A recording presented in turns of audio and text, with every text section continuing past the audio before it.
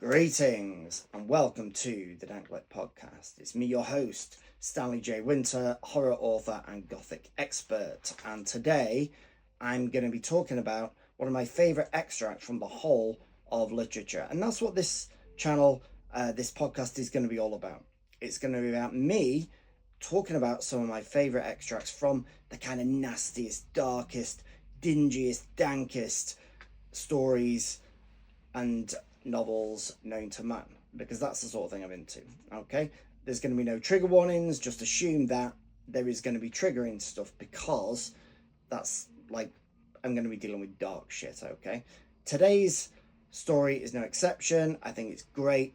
In fact, it's probably my favorite passage from any story ever, and I'll talk about why that is. So today we are going to be talking about The Casting of the Runes by R.James. Now, obviously, R.James needs no introduction, Gothic legend, but this is not, like, it is a famous R.James story, but it's not as famous as, say, The Ash Tree or A Whistle and I'll Come to You, My Lad, and that's because those were from his first collection, ghost stories of an antiquary, I can't say that word, antiquary, ghost stories of an antiquary in 1904, but the one we're going to look at today is from more ghost stories of an antiquary, so the sequel, if you will, that was released in 1911.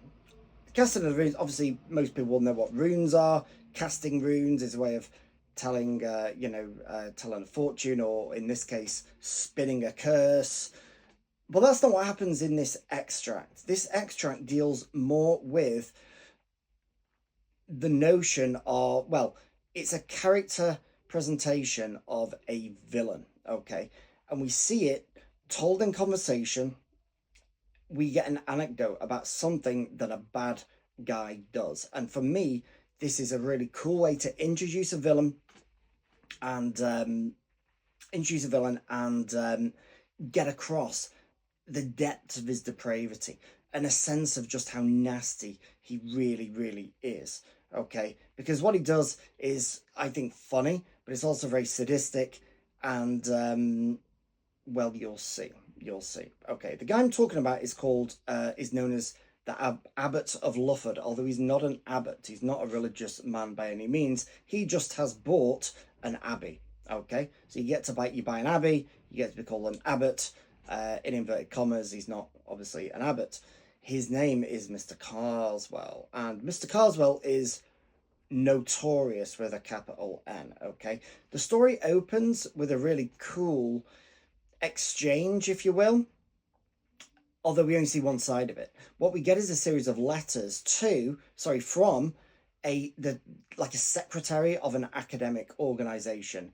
And they're kind of like you would expect. They're a little bit snotty, a little bit stiff, and they're basically telling someone to fuck off. They're basically rejecting someone's offer to come and talk at the society's event, panel, if you will. Okay, they're a rejection of that. And they start out fairly polite, and then they get more and more assertive, and they're basically saying, I regret to inform you that no, you cannot speak at the event. I regret to inform you that I cannot give you the name and details of the person who decided to reject your paper.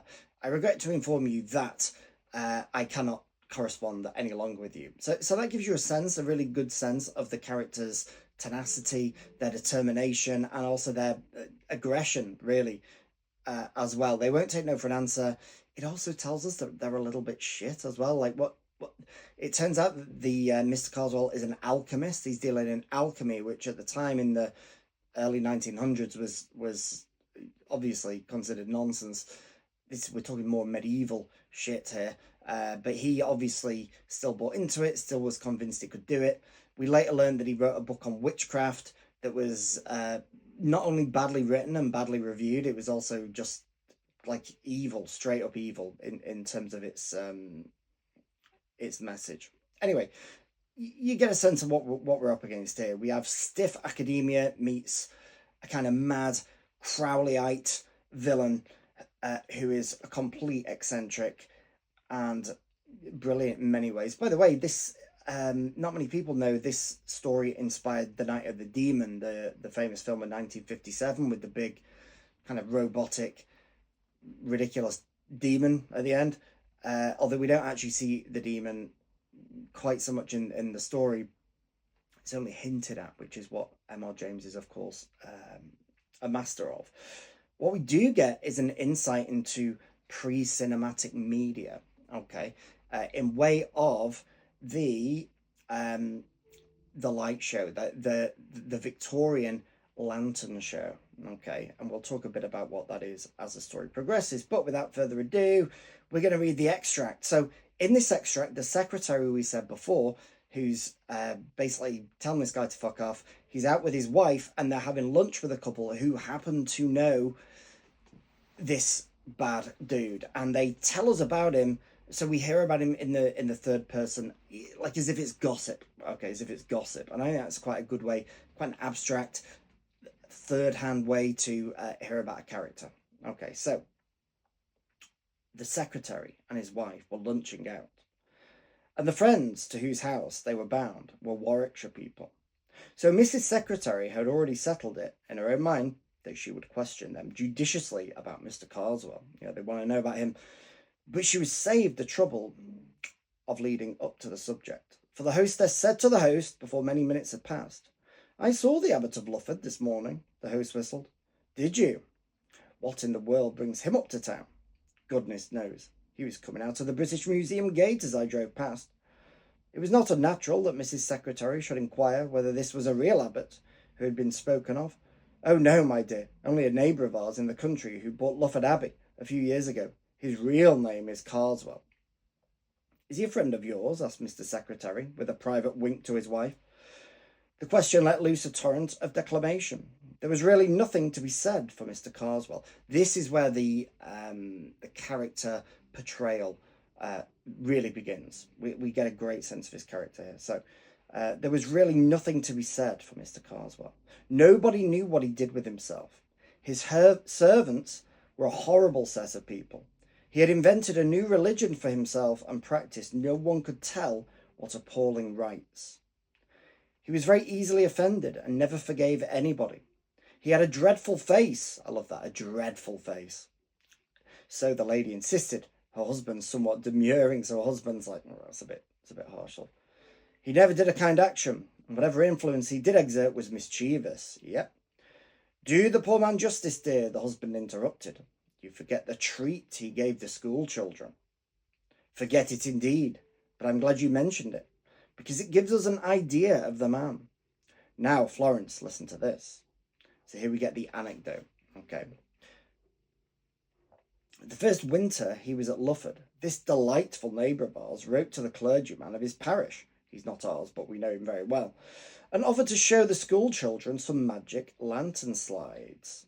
Okay, so magic lantern slides, again, this is a form of pre-cinematic media, and I saw a really cool talk on this once by a guy called David Anwyn Jones, who's an expert on this, right?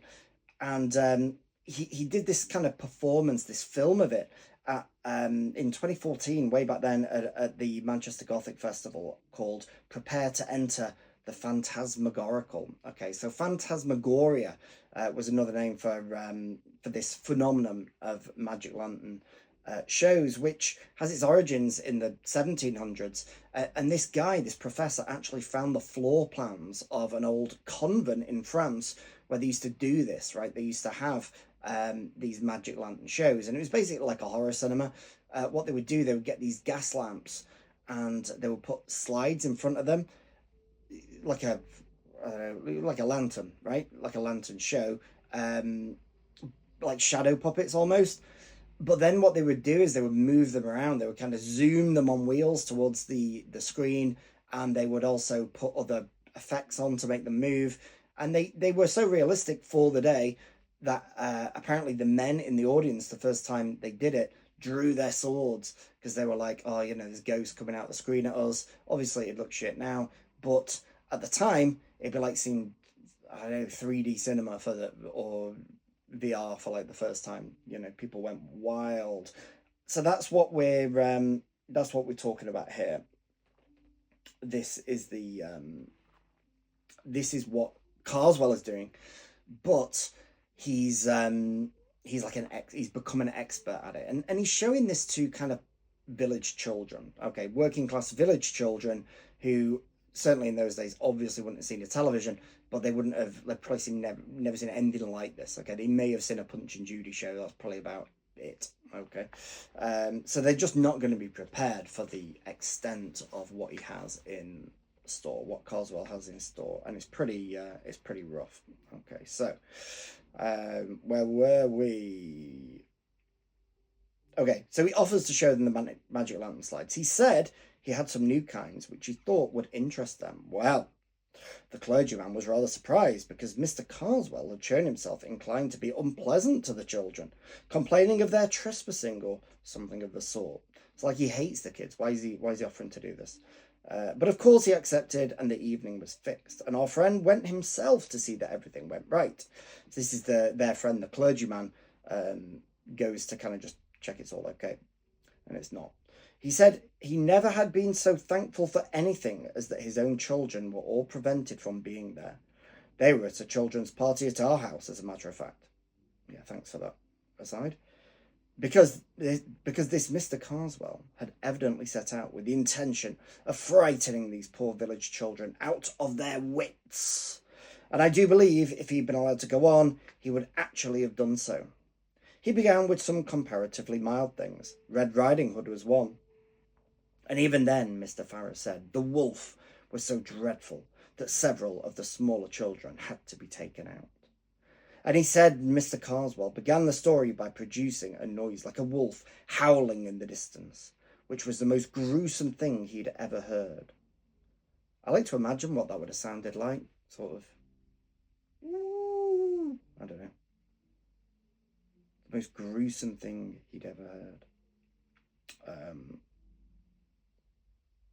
Anyway, all the slides he showed, Mr. Farrar said, were most clever. They were absolutely realistic. And where he had got them or how he worked them, he could not imagine. Well, the show went on, and the stories kept on becoming a little more terrifying each time, and the children were mesmerised into complete silence. At last he produced a series which represented a little boy passing through his own park, Lufford I mean, in the evening. Every child in the room could recognise the place from the picture, and this poor boy was followed and at last pursued and overtaken and either torn in bits or somehow made away with by a horrible hopping creature in white, which you saw first dodging about among the trees, and gradually it appeared more and more plainly. Right, yeah, so he's deliberately chosen the park that all the kids know, and he's somehow created this. I love that description. It's so R.James, a horrible hopping creature in white. We can really imagine that. Like I'm thinking of like a white devil almost. I mean, there's just something really nasty about that. And white, I don't know, kind of with the forest, maybe the trees, maybe makes you think of like a birch wood or something like that. There's something about a white creature though that is kind of unique in a way, because obviously the devil's not portrayed as white in a sense, so there's something unique, but it's a very, very short, simple, subtle depiction, but I think it's very, very effective. And hopping is good as well, like it's kind of hopping, like it's like, yeah, really creepy, very devilish image. Anyway, all the children are like, this is where we fucking live. Is this thing real? Is it going to be around? What has it done to this poor kid? It's either stolen him or ripped him to bits, is the implication. And obviously, you know, it's kind of like, what I like about this is it's kind of like he's obviously done this to pretending to be nice, but then he's just showed a load of primary school kids Saw effectively, and thinks it's funny, thinks it's hilarious. Why? Like revenge for them trespassing or just to be evil, who knows, but it's quite funny. Where were we? So Yeah, a horrible hopping creature in white, which you saw first dodging about among the trees, and gradually it appeared more and more plainly. Mr. Farrer said it gave him one of the worst nightmares he'd ever remembered, and what it must have meant to the children doesn't bear thinking of. Of course, this was too much, and he spoke very sharply indeed to Mr. Carswell, and said it couldn't go on. All he said was, "Oh, you think it's time to bring our little show to an end and send them home to their beds? Very well." And then, if you please, he switched on another slide, which showed a great mass of snakes, centipedes, and disgusting creatures with wings, and somehow or other he made it seem as if they were climbing out of the picture and getting in amongst the audience, and this was accompanied by a sort of dry rustling noise which sent the children nearly mad, and of course they stampeded. A good many of them were rather hurt in getting out of the room, and I don't suppose one of them closed an eye that night. So I love the sense of chaos there. You can just really imagine it, these kids screaming, stampeding, the dry rustling sound, dry again. Great horror from R.James there, a dry sound. It would be dry, wouldn't it? Centipedes and insects are sort of horrible. There was the most dreadful trouble in the village afterwards. Of course, the mothers threw a good part of the blame on poor Mr. Farrer, and if they could have got past the gates, I believe the fathers would have broken every window in that abbey.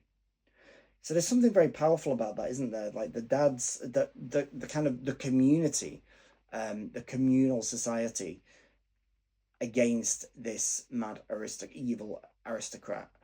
But they can't get him though because of his status. He's able to bar them out and protect himself with his position of wealth and privilege.